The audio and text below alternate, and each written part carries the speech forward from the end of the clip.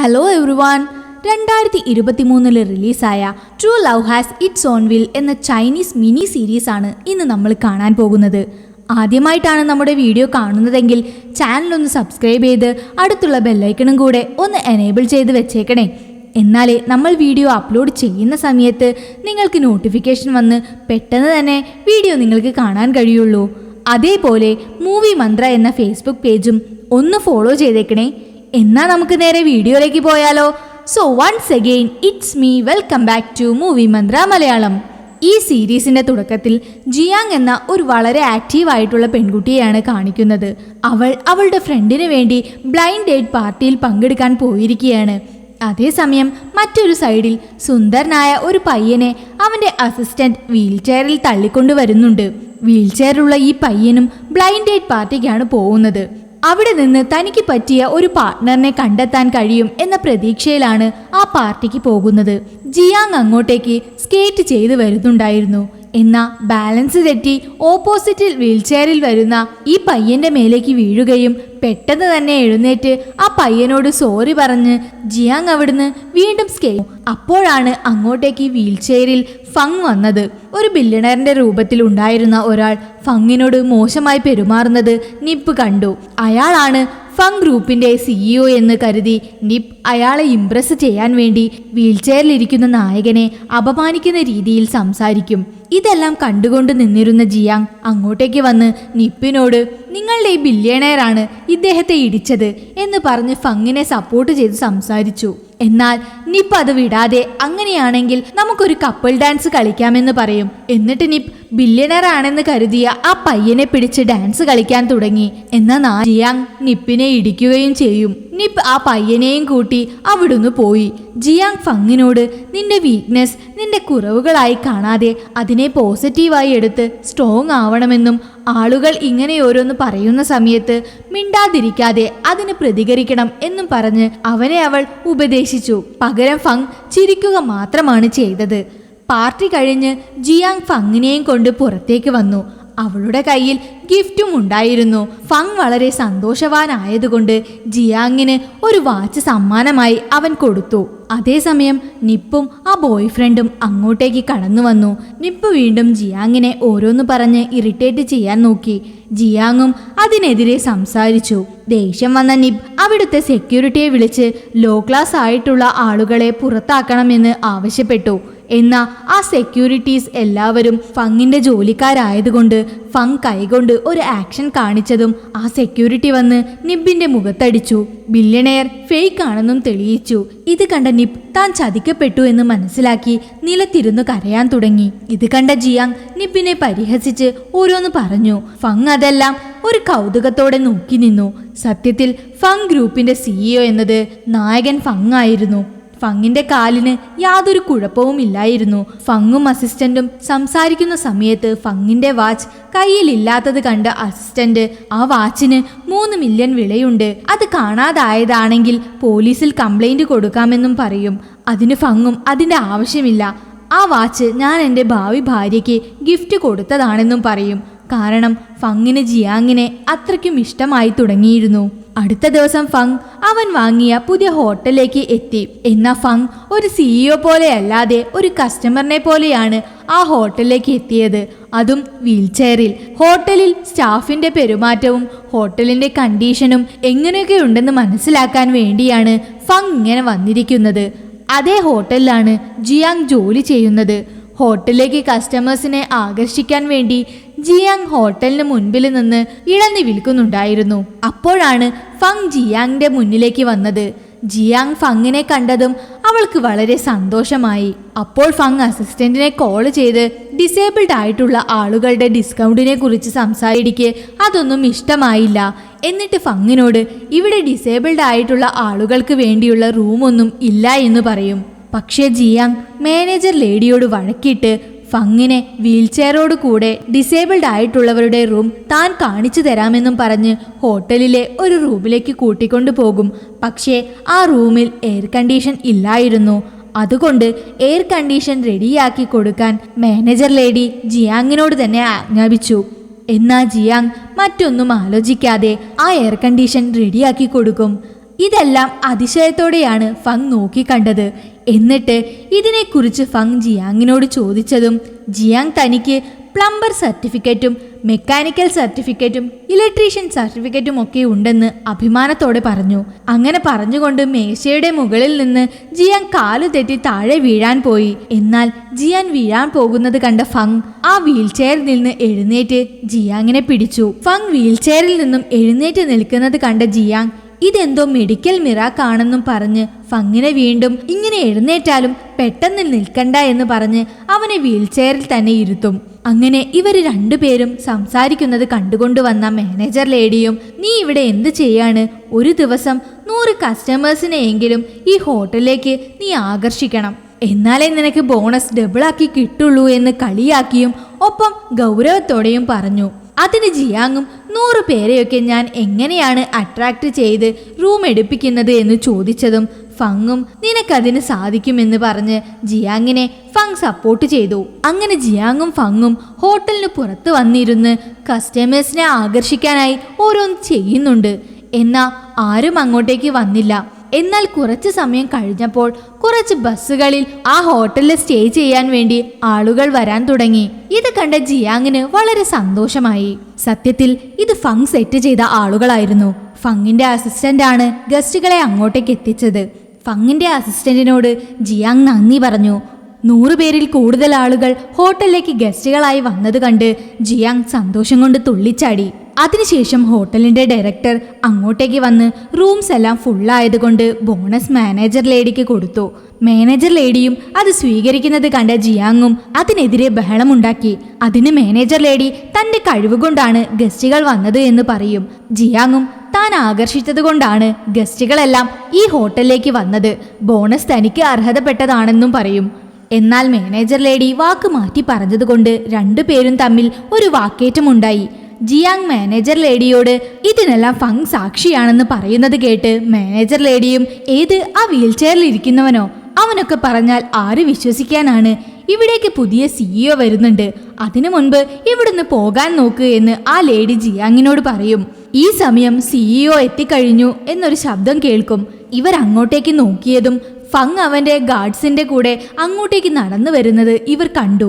വൈകാതെ തന്നെ ഫങ് ആണ് ആ CEO എന്ന് മാനേജർ ലേഡിയും ജിയാങ്ങും ഞെട്ടലോടെ തിരിച്ചറിഞ്ഞു. മാനേജർ ലേഡി ഗസ്റ്റുകളോട് മോശമായാണ് പെരുമാറുന്നത്. അതുപോലെ തന്നെ ബോണസ് പണവും അടിച്ചെടുക്കാൻ നോക്കിയതുകൊണ്ട് മാനേജർ ലേഡിയെ ഫങ് ജോലിയിൽ നിന്നും പിരിച്ചുവിടും. എന്തിനാണ് ഇങ്ങനെയെല്ലാം ചെയ്തതെന്ന് ജിയാങ് ഫങ്ങിനോട് ചോദിക്കും. അതിന് ഫങ് മാനേജർ ലേഡിയെ പോലുള്ളവരെ നിരീക്ഷിക്കാനും ഹോട്ടലിനെ കുറിച്ച് പഠിക്കാനും വേണ്ടിയാണ് ഇത് ചെയ്തത് എന്ന് പറയും. ഫങ് ആരാണെന്ന് മനസ്സിലാക്കിയ ജിയാങ് ഫങ് മുൻപ് കൊടുത്ത ഒരു വള അത് വളരെ എക്സ്പെൻസീവ് ആയതായിരിക്കുമെന്ന് മനസ്സിലാക്കി അവൾ ഊരി അത് ഫങ്ങിന് കൊടുക്കും. എന്നാൽ അത് നമ്മുടെ ഫ്രണ്ട്ഷിപ്പിന്റെ അടയാളമാണെന്നും ഇത് നിന്റെ അടുത്ത് തന്നെ ഉണ്ടാവണമെന്നും ഫങ് പറയും. അതിനുശേഷം ജിയാങ് വേറൊരു കമ്പനിയിൽ ജോലി ചെയ്യാൻ തുടങ്ങിയിരുന്നു. അവിടെ ജിയാങ്ങിന് റെന്റ് പിരിക്കേണ്ടതിന്റെ ഭാഗമായി ഒരു സ്ഥലത്തേക്ക് പോയി പണം വാങ്ങണമെന്ന് ഫങ് ജിയാങ്ങിനെ ഒരു ഡ്യൂട്ടി ഏൽപ്പിച്ചിരുന്നു. ജിയാങ് പെട്ടെന്ന് തന്നെ അങ്ങോട്ടേക്കെത്തി അക്കൗണ്ടിലേക്ക് മുഴുവൻ തുകയും ട്രാൻസ്ഫർ ചെയ്യാതെ മൊത്ത പണവും കയ്യിൽ തന്നെ വേണമെന്ന് പറഞ്ഞതനുസരിച്ച് അവരും ക്യാഷ് ആയി തന്നെ പണം എടുത്തു വെച്ചിരുന്നു. അത് അത്യാവശ്യം വലിയ സംഖ്യ തന്നെയായിരുന്നു. ഇത് കണ്ട ജിയാങ് ടെൻഷനായി. ഇത്രയും പണം എടുത്തുകൊണ്ട് പോകാൻ ജിയാങ് ബാഗും എടുത്തിട്ടുണ്ടായിരുന്നില്ല. ഇതിനി എങ്ങനെ കൊണ്ടുപോകുമെന്ന് ചിന്തിച്ച ജിയാങ്ങിന് ഒരു ഐഡിയ കിട്ടി. ഇത്രയും പണം ഒരുമിച്ച് കൊണ്ടുപോകുമ്പോൾ ആർക്കും സംശയം വരാതിരിക്കാൻ വേണ്ടി ജിയാങ് ഒരു പിച്ചക്കാരിയുടെ വേഷം കെട്ടി ഒരു ഗാർബേജ് ബാഗിൽ പണവുമിട്ട് അവൾ ആ ഓഫീസിന് മുന്നിൽ കാറിന് വേണ്ടി വെയിറ്റ് ചെയ്ത് നിന്നു. അപ്പോഴാണ് അങ്ങോട്ടേക്ക് ജിയാങ്ങിന്റെ കൂടെ കോളേജിൽ പഠിച്ചിരുന്ന ഒരു ഫ്രണ്ട് അവളെ കണ്ട് അവളുടെ അടുത്തേക്ക് വന്നത്. ഈ ഫ്രണ്ടിന്റെ ഭർത്താവ് ആ 5 സ്റ്റാർ ഹോട്ടലിലെ എക്സിക്യൂട്ടീവ് ആയിരുന്നു. അയാളും കൂടെയുണ്ട്. ഫ്രണ്ട് കോളേജിലെ ഒരു റിയൂണിയൻ സംഘടിപ്പിച്ചിട്ടുണ്ടെന്നും അതിൽ നീ എന്തായാലും പങ്കെടുക്കണമെന്നും പറഞ്ഞ് നല്ല രീതിയിൽ സംസാരിച്ച് ജിയാങ്ങിനെ ആ 5 സ്റ്റാർ ഹോട്ടലിലേക്ക് കൂട്ടിക്കൊണ്ടുപോയി. എന്നാൽ ഹോട്ടലിനുള്ളിലെത്തിയ ഫ്രണ്ട് മറ്റ് ഫ്രണ്ട്സിന് മുൻപിൽ ജിയാങ് ഇപ്പോൾ ഒരു പിച്ചക്കാരിയാണെന്ന് പറഞ്ഞ് അവളെ അപമാനിച്ചു. അതിന് പകരമായി ജിയാങ്ങും അവളെ അപമാനിച്ചു. ദേഷ്യം വന്ന ഫ്രണ്ട് ജിയാങ്ങിനെ പിടിച്ച് പുറത്താക്കാൻ അവളുടെ എക്സിക്യൂട്ടീവ് ഭർത്താവിനോട് പറയും. അതിനും തിരിച്ചടി എന്ന പോലെ ജിയാങ് സംസാരിക്കും. അങ്ങനെയാണെങ്കിൽ നമുക്കൊരു ബെറ്റ് വെക്കാമെന്നും ഇവിടെ കഴിക്കുന്ന ഭക്ഷണത്തിന്റെ ബിൽ നമുക്ക് ഷെയർ ചെയ്യാമെന്നും പറയും. ഫ്രണ്ട് ആ ഹോട്ടലിലെ വളരെ എക്സ്പെൻസീവായ ഫുഡ് തന്നെ ഓർഡർ ചെയ്യും.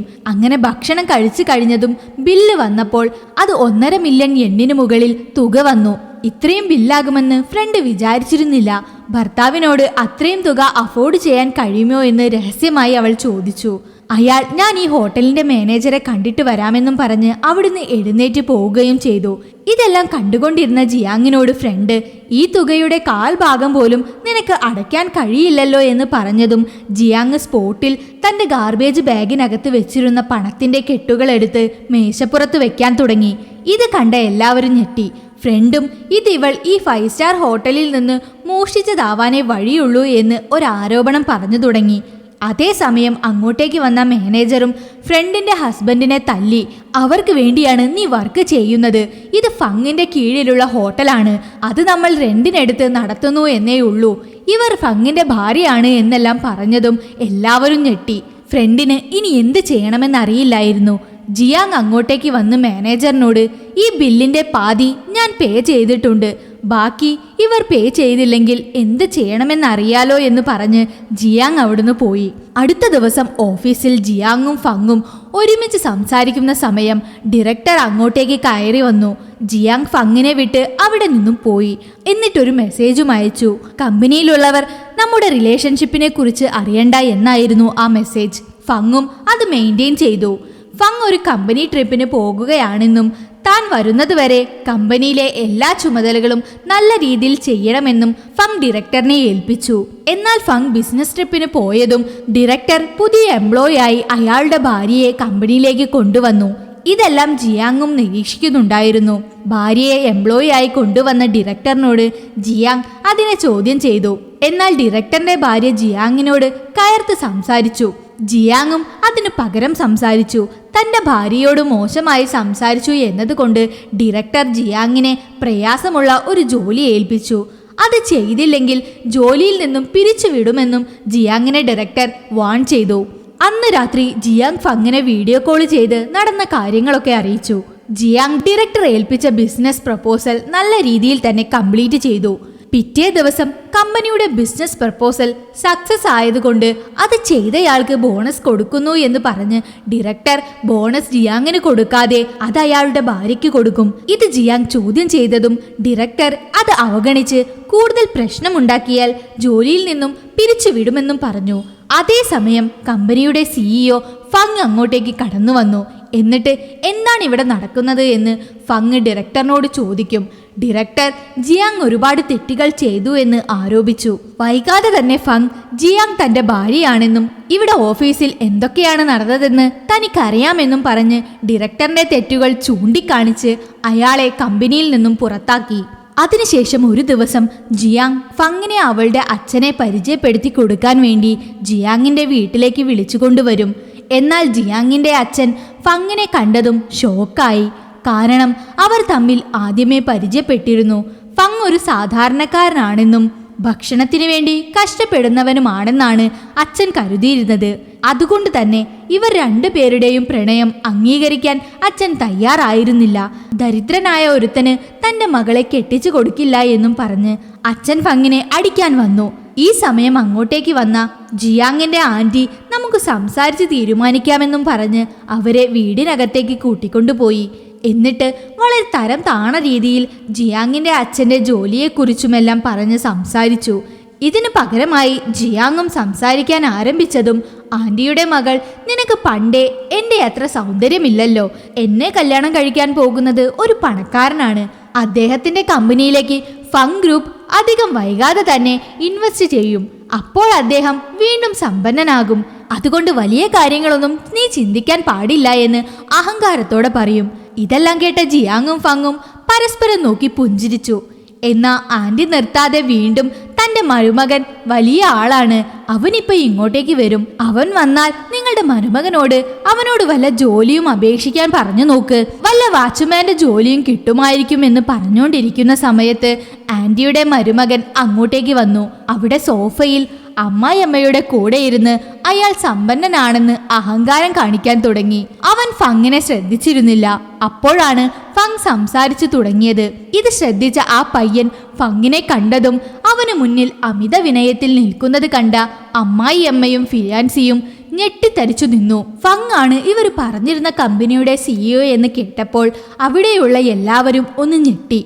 ജിയാങ്ങിനെയും അച്ഛനെയും ഫങ്ങിനെയും ഇത്രയും നേരം അപമാനിച്ച ആന്റിയെയും മകളെയും മരുമകനെയും നോക്കി തന്റെ റെപ്യൂട്ടഡ് ആയിട്ടുള്ള കമ്പനിക്ക്, നിങ്ങളുടെ കമ്പനിക്ക് ഇൻവെസ്റ്റ് ചെയ്യാൻ നിങ്ങൾ അർഹരല്ല എന്ന് പറഞ്ഞ് ഫങ് അതിൽ നിന്നും പിന്മാറുകയും ചെയ്തു.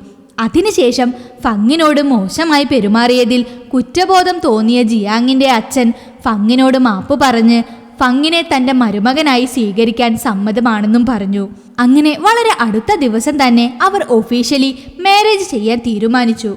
അതിനുശേഷം ജിയാങ് തന്റെ ബാല്യകാല സുഹൃത്തിനെ കണ്ടുമുട്ടി. സംസാരിച്ചു കൊണ്ടിരിക്കുന്നതിനിടയിൽ തനിക്ക് അടുത്ത ആഴ്ച ഒരു കല്യാണമുണ്ടെന്നും അതിന് തന്റെ പാർട്ട്ണറായി കൂടെ വരാമോ എന്ന് ജിയാങ്ങിനോട് ചോദിക്കുകയും ചെയ്തു. അന്നാണ് തന്റെ കല്യാണം എന്ന കാര്യം അവനോട് പറഞ്ഞു. ഇത് കേട്ട് ഷോക്കായ ആ പയ്യൻ ആരാണ് വരൻ എന്ന് ചോദിച്ചതും അങ്ങോട്ടേക്ക് ഫങ് വന്നു. ഫങ്ങിനെ കണ്ട ആ പയ്യൻ വീണ്ടും ഞെട്ടി. കാരണം അവർ തമ്മിൽ ഒരു റിലേഷൻ ഉണ്ട്. ഫങ്ങിന്റെ അനന്തരവനാണ് ഈ പയ്യൻ. ഫങ്ങും ജിയാങ്ങുമാണ് വിവാഹം ചെയ്യാൻ പോകുന്നത് എന്ന കാര്യം ഫങ് അനന്തരവനോട് പറഞ്ഞു. പിന്നെയും ആ പയ്യൻ ഞെട്ടി. ഇങ്ങനെയാണ് ഈ സീരീസ് അവസാനിക്കുന്നത്. ഈ സീരീസ് നിങ്ങൾക്ക് ഇഷ്ടപ്പെട്ടുവെങ്കിൽ മറക്കാതെ ലൈക്ക് ചെയ്യുക. ഇതുപോലുള്ള കൂടുതൽ വീഡിയോസുമായി നമുക്ക് വീണ്ടും കേട്ടുമുട്ടാം. അതുവരെ ബൈ.